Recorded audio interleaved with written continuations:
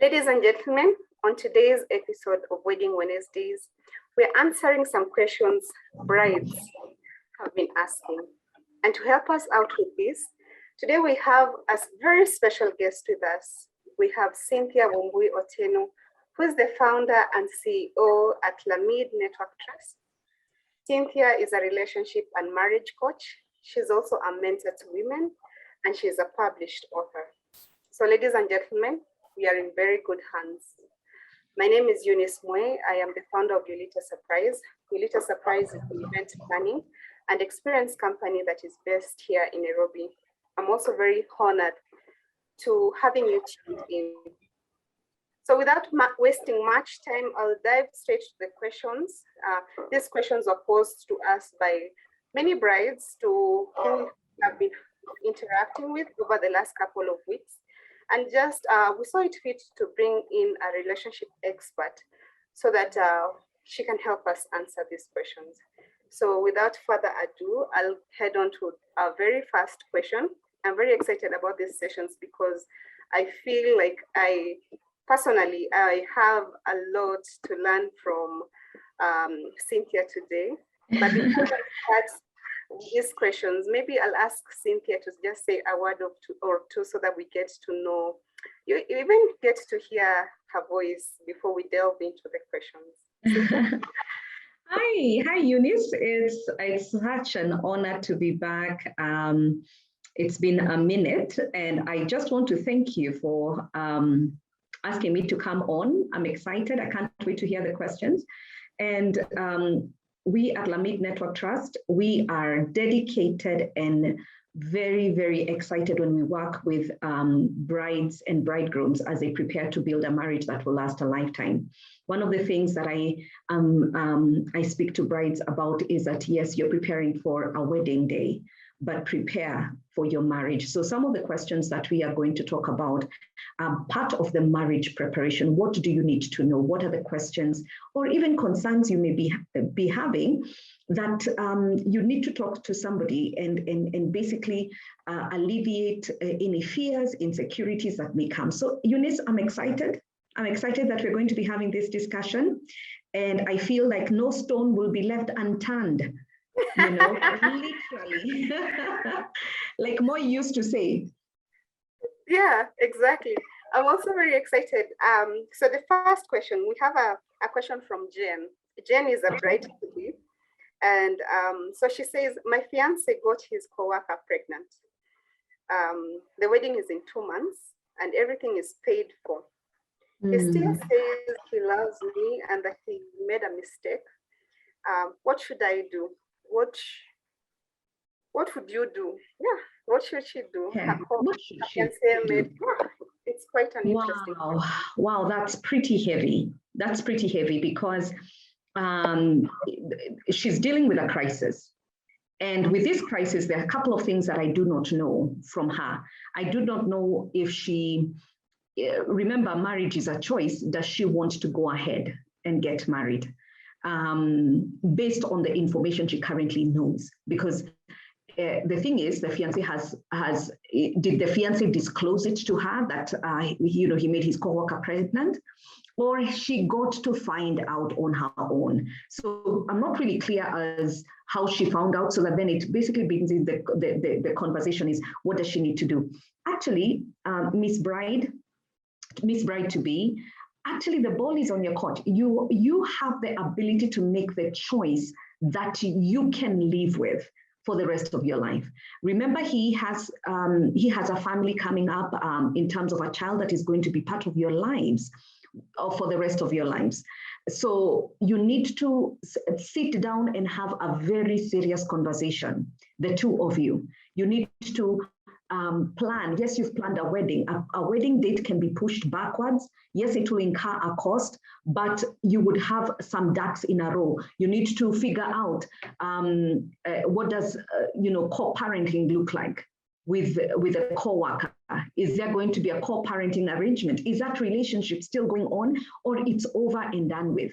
Have you two done any sort of premarital counseling that helps you also put the proper boundary markers, the proper conversations that have got to do with communication and what happens when life happens, when infidelity comes into the relationship? You are in a dating relationship and now you're entering a marriage. Does this bring some new added sense of insecurity in the marriage? Do you feel that you're now more secure or more insecure? So there are quite a number of things that you two need to square out before you get married. If you do choose to get married, then you've got to realize that, you know, you're no longer going to be working alone. There's going to be this other family that you two need to have a responsibility over, and that discussion needs to have taken place. So definitely you do have a crisis at hand. Can it be done? I've seen it done many times over. Is it going to take a lot of work? Yes, a lot of work needs to be done behind the scenes. My personal opinion, which is my personal opinion, you two need to have a lot more discussions before planning a wedding date. Yeah. You said something that is very interesting, and I just wanted to dwell more on that. You said that you do not know if you told her or if she found out. Would that have made a difference? Yes, it would. Now, imagine if she found out from a friend's cousin. Mm-hmm. So that means there was, he was not going to come up front and tell her anyway. So that means there's already secrets in the marriage. And if there's going to be secrets, then that means, okay, we've got a lot more work to do, because what else is a secret? What else is behind the scenes? If he came up and confessed it, well and good. He's done a good job of disclosure. It's now, okay, how do we make this relationship work? Will this relationship also still continue as we are having something called marriage happening? Or is this going to be something that was a one-off, we didn't want it to happen, and all? There's so much that has not been disclosed yet. I see what you mean.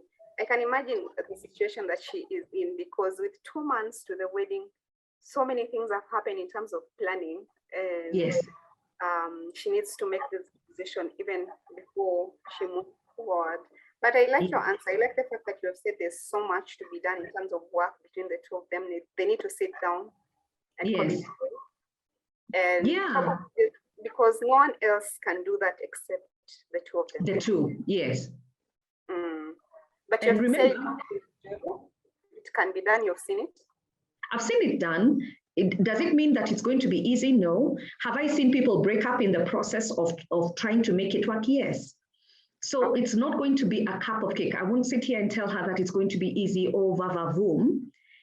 She needs a lot of work of trying to trust him again, building up the security in the relationship again, building up the communication in the marriage again.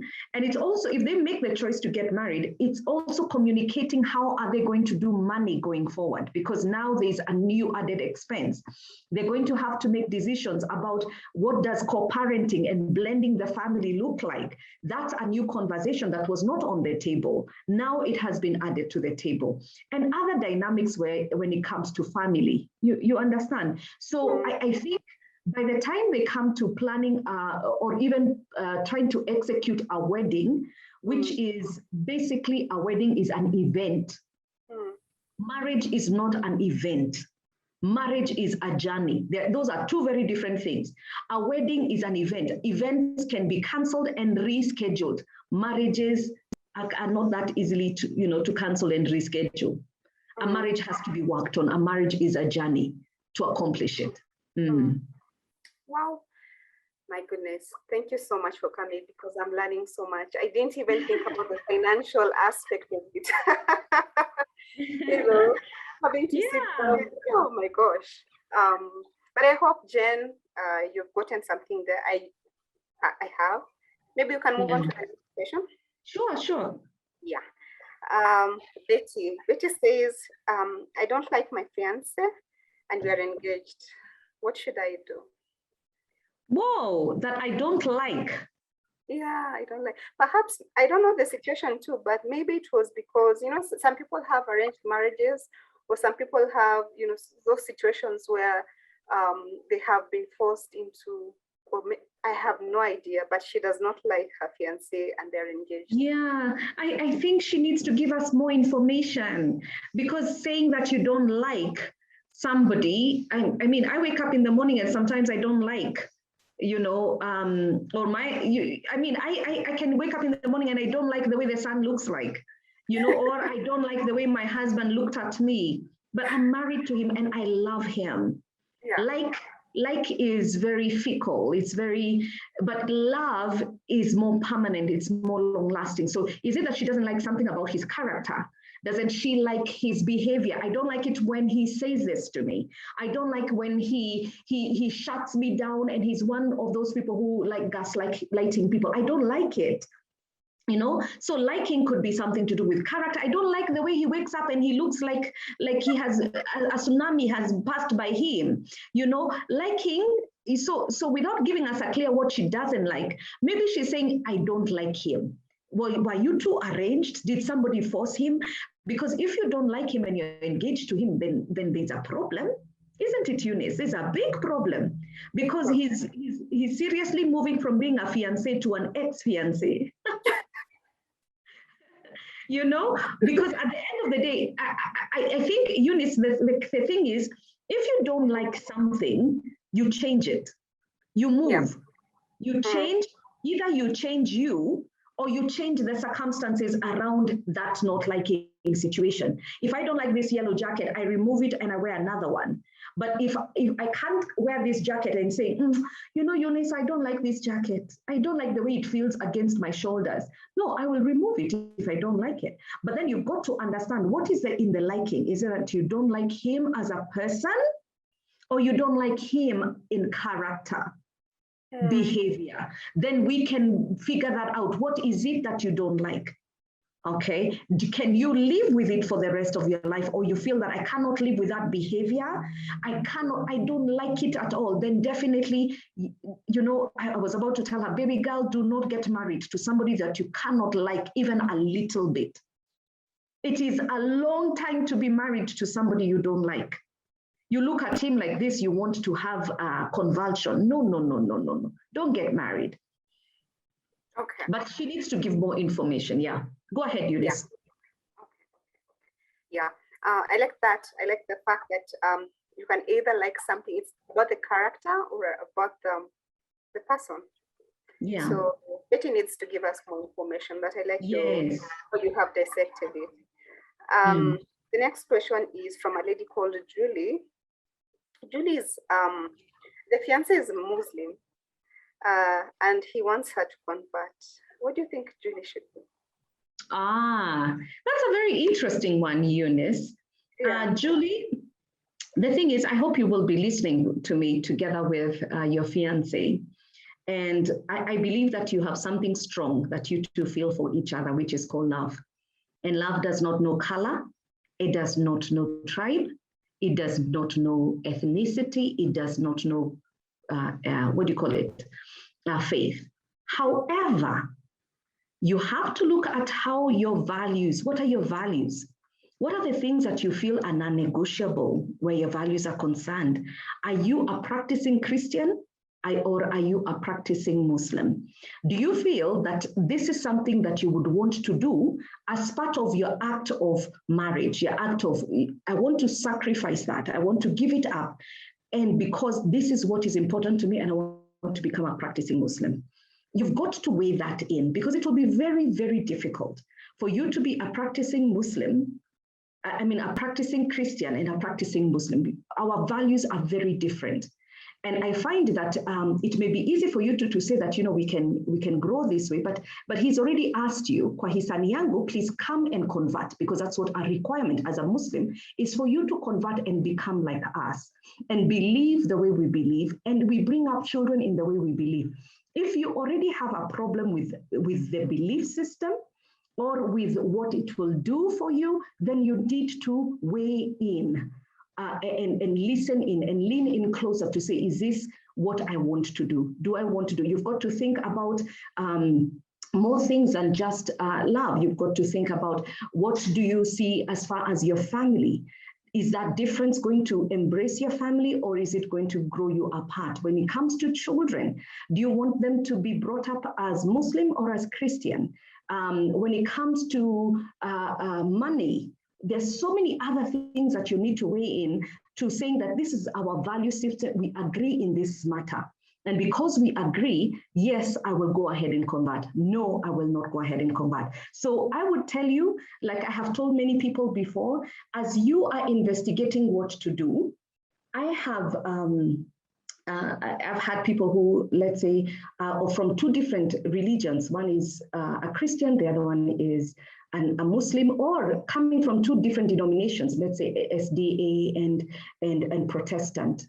And what I have asked them to do is do a lot more research. Go ahead and read the historical backgrounds. I think informed people make better informed decisions when you inform yourself, educate yourself, understand what is it that I'm getting myself into. Find out how many other couples have been married that have converted. What has been their experience? And not just a newly married couple. Look at the couple that has been married 5 years, 10 years, 20 years. What was their experience in the journey of converting and changing? For those that never changed, how did it affect their relationship? How did they affect their children? How did it affect them going to church or not going to church? An informed couple is a better couple to be able to grow together. Because again, love can actually break down all these barriers. I know firsthand a couple that is a Muslim. He's Muslim. He's a practicing Muslim, and she's a practicing Christian, and they've been married for a long time. But has it been hard? It's been very hard. It's been difficult. But they got married, but they are still surviving and they are thriving because they learned how to live together in harmony. But again, if you know, for a Christian who's a practicing, believing believer, it means that you will be unequally yoked, and you will have just different values when it comes to that. So that's my answer for you, Eunice, for Julie. And I like the fact that you have said an informed, I will not say the right words, but it's something along the lines of you have to go and do your research. Yes, you have to go and do your research. I would never have thought about, going and studying the people who have gone through it, who have not gone through it, how it impacted them, and how all these things. I think that is a very good advice. Yeah, and let me tell you something, Eunice. I say this also to couples who are cross-cultural. It's the same. It's almost the same, because meet up with couples who have been married successfully and are cross-cultural. Find out what has made it work. What are the failures? Sometimes I feel that we don't ask enough questions. We don't inform ourselves. We just go kuduf into the marriage relationship. But if you inform yourself, you will avoid the pitfalls that the others had to go through because they got the information they required and they needed. Yeah. Okay. The next question is from Caroline. She says, how do my fiance and I explain to our parents that we are both atheists and do not want to get married in a church? Okay, the question that I would ask the two of them, are you over 18? Well, definitely. Okay, if you are over 18, then because you are over 18, you're of age to make critical decisions for your own lives, in the sense that you have chosen. Remember, you didn't ask your parents' permission to become atheists. You went ahead and became atheists. In the same way, you will sit down with your parents and tell them, due to our belief system, which is a belief that I do not believe in God any longer. We do not want to go to a church because it goes against what our belief system is. Of course, going with the signs and times of today's age, it is going to be an uphill task. But I mean, having made such a decision to become atheist is already a very strong decision. So go ahead and just speak to them as openly and as candidly as you could possibly do. And remember, you need to speak together as one front, one team, you're a team, and make that decision. It's going to be difficult, especially because the parents probably have, they're probably practicing Christians, and they have a sense of pride of where they want their children, what their children should believe, especially where marriage is concerned. It's not going to be easy, but I'll tell you, be as open and as candid as possible. Okay. So on to the next one. This is from a lady called Mary. Mary secured herself a school scholarship to study abroad. And her fiance doesn't want her to take that opportunity, and she's just wondering what she should do. Okay, she secured a scholarship abroad. I wonder how long is a scholarship? Is it 1 year? Is it 4 years? Anyway, a master's. It's a master's usually around 1 to 2 years. Yeah, probably 2 years. What's her name again? Because I want to address her by her name. Mary. Yes. Okay, Mary, and you're engaged, right? Yes, they have a wedding coming up. Now, Mary, there's a problem. There's a big problem, Mary. And I can understand why your fiance is very not happy. You know why? Because when you are applying for this scholarship, did you inform him that you are applying for this scholarship? That, you know, remember you two had informed each other when you're planning a wedding, you're planning everything else. But when it comes to your lives, do you plan to be solitary, isolate, silos, or do you plan to share information? I think why maybe the fiance is up in arms is because he probably feels he was not consulted. He feels he was not part and parcel of that decision. Does that decision, you know, here it is, you're planning a wedding and then vamoose to abroad for 2 years. What does that mean for what you're planning in terms of a marriage relationship? It's not that you're asking for permission. It's not that you're asking for permission. You are actually collaborating and informing. And once you invite your spouse into the table of decision making, it brings in some sense of synergy. We are together, we are a team. We're going to be able to, and probably he would have been able to help you think through the decisions. Okay, now he's probably set in a corner and a decision has already been made without him. So he probably is feeling isolated. So I would tell you, Mary, you need to do some more consulting, maybe talk to him a little bit more. Is there a leeway for him to come with you, or is he willing to wait on you after the wedding? Will you be visiting back home? There's so much of conversation that needs to take place, Mary, and even understanding what are the financial implications that will be, you know, you could have gotten a scholarship, but it's probably paying school, but is it paying accommodation? It's going to be paying for room and board. So that means what financial implication will it affect you as now husband and wife? Because now you're going to be husband and wife, okay? What does that do to your resources? What does that do in terms of postponing you to starting a family or any of that? So I think there's a huge concern that he has, that maybe you need to reel him in and build a deeper conversation. Okay. Let me ask you a question, Cynthia. Yes. Has the fiancé been involved from the beginning, knowing that she was applying for this thing and there was a chance she could get it, and still he's saying, you cannot go? What would you make of that? Okay, it would be interesting if the fiancé says that no, you cannot go, and they had talked about it. They had talked about it. They had weighed. I think he would need to give an explanation as to why he has reservations. Did the reservations come after the scholarship came through? Did he not believe that he was going to get the scholarship? Now it has come and he's panicked. What are the things that he needs to do to help support his wife to be? Because what she needs now is support. Is this scholarship or this degree that she's going, part of growing the relationship? It's part of growing us as a team. So his reservations cannot be, oh, I'm going to miss you. Okay, they need to have a deeper, more meaningful conversation that will help them as a team. Remember, they now are going to be a team. A team roots for each other. A team cares and seeks. They seek after. They care for the other more than themselves. So, is this going to work for them in the long haul, or is it going to be a deal breaker? But I'm glad they're having this conversation now before they get married than after they are married. Okay. Yeah. Good.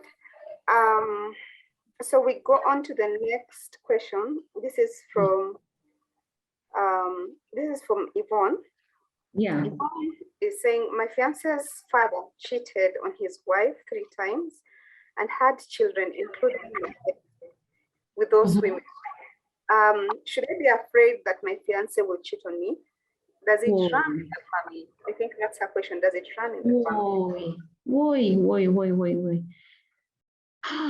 That is so sad. That is so sad. Her concerns are real. But to be totally honest, you cannot judge your fiance's character based on the family history.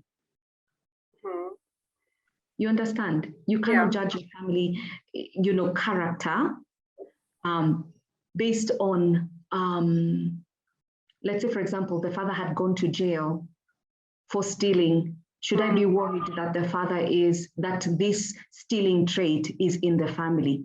You have to know your fiancé well enough to see, is he that sort of human being? Has she even shared her insecurity with the fiancé and said, you know what, I'm really concerned about this? But maybe where she's coming from is she's probably asking, is there a generational curse? Is there a generational issue? Okay. And if there is a generational issue, can she do something about it? I would tell her, if she's a practicing believer, if she's a practicing Christian, I would tell her that, you know what, you have the ability to pray and to stand in the gap on behalf of your fiancé and break any generational curses, generational iniquities that have come, that will come even from your own side, because it may be on one side that it was infidelity, on yours it could be that we are all gossipers and malign each other from generations. So you break your gossiping spirit as well. So whatever it is, you too have the ability to pray, but she cannot judge her husband to be based on her father's character, his father's character, or his mother's character. Judge him by who he is and what she sees he is. The character, the man that he claims to be, the man she has seen and fallen in love with and has chosen to marry. What is it that you're marrying? You're not marrying the father. You're marrying the son who you have seen fit in your own eyes is fit to marry. Now, we do not know what the future holds. We don't know what the future holds, but prayerfully, you can pray and ask God to give you deep insight. But also you can work on your marriage. You can work on your relationship and be the people that, that intentionally build a marriage that is working, that is intentional, that is loving, that has the proper boundaries. You can work on your relationship. I always say, if you plan to go to Mombasa, if today you wake up and you want to go to Mombasa, you actually plan. Cynthia? Yeah, you do. Journey. You cannot say that, oh, I'm going to carry my winter coat. Well, the winter coat is not going to be appropriate. You're going to gas up your car, or you're going to check a map and look at how you're going to get there. Because you know what? There is the destination, but the journey is what it is. So even in marriage, you can see what where you want to go. Your Mombasa is the happily ever after.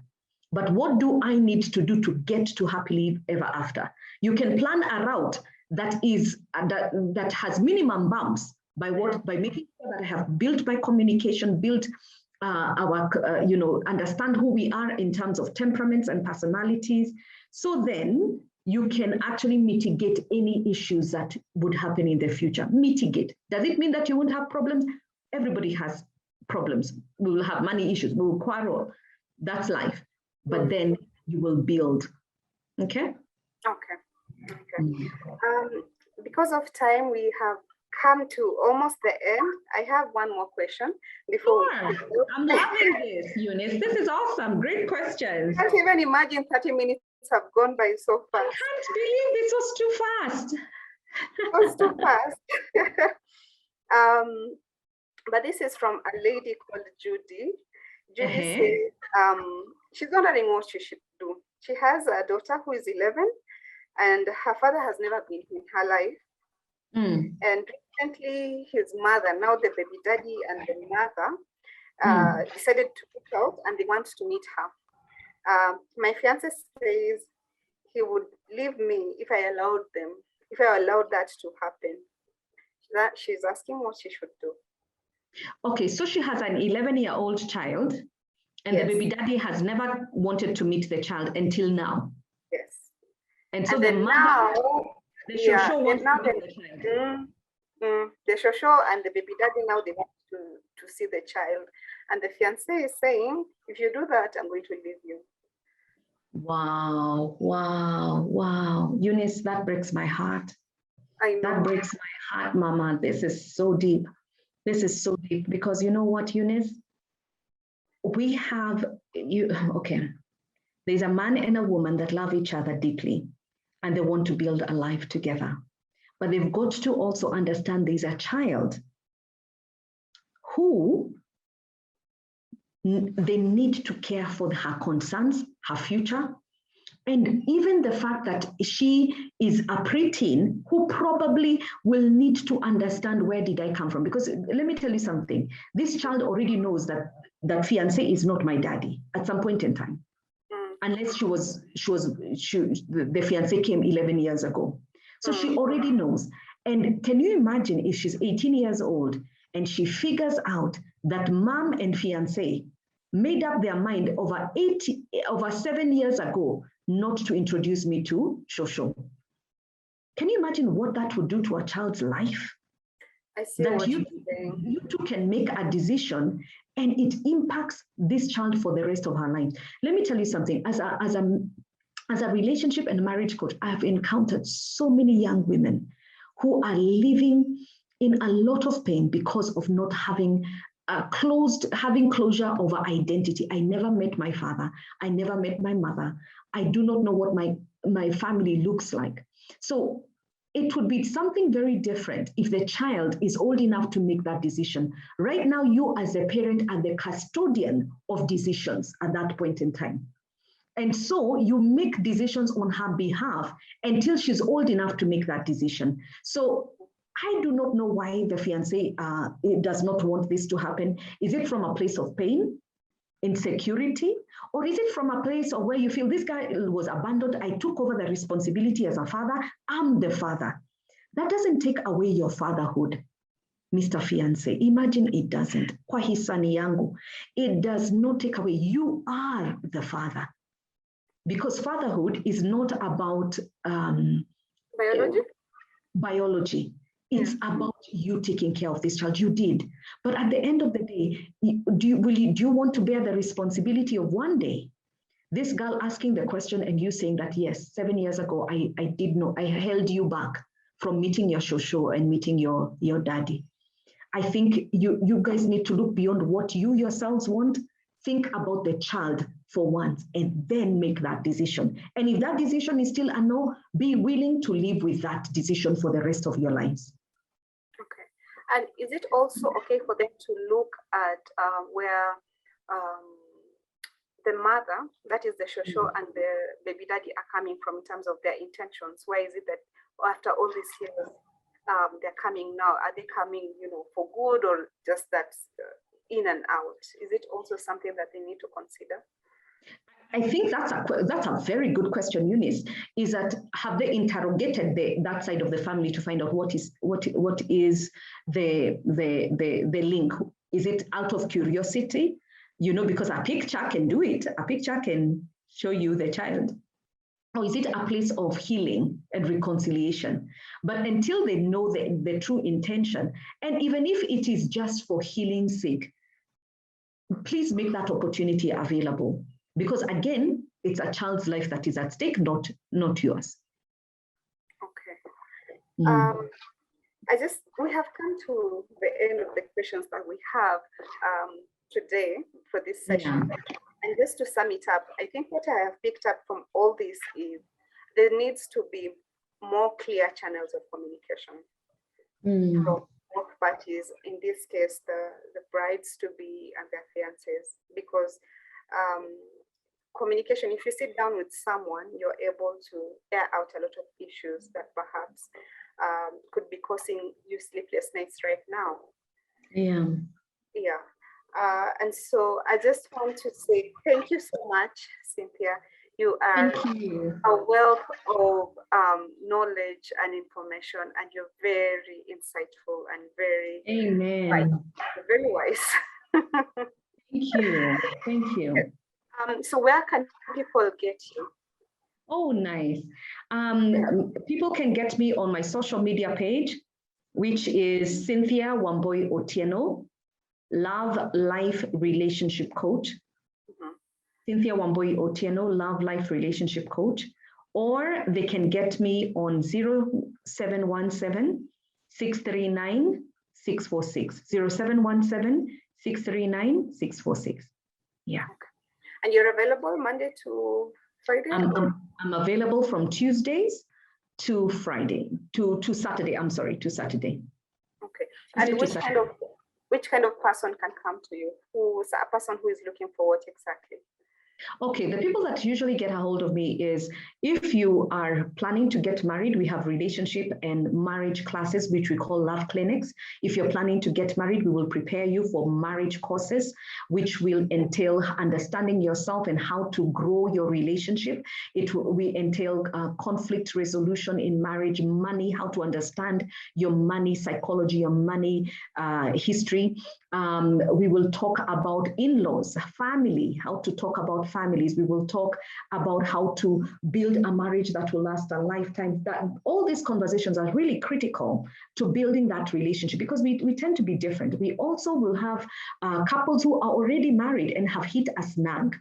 We have couples that come when they've been married 5, 6, 7 years. So that's who we are catering to. And also, I do one-on-one women coaching. If you want to understand yourself a lot better before you get married, or you've come out of a relationship, or you're making some career choices, or such of you, that's what I am an expert on. Okay, so very lovely. And I just want to say thank you. Thank you so much for coming on board. We have learned so much. Personally, I have learned so much, and I do trust that our audience have learned a thing or two.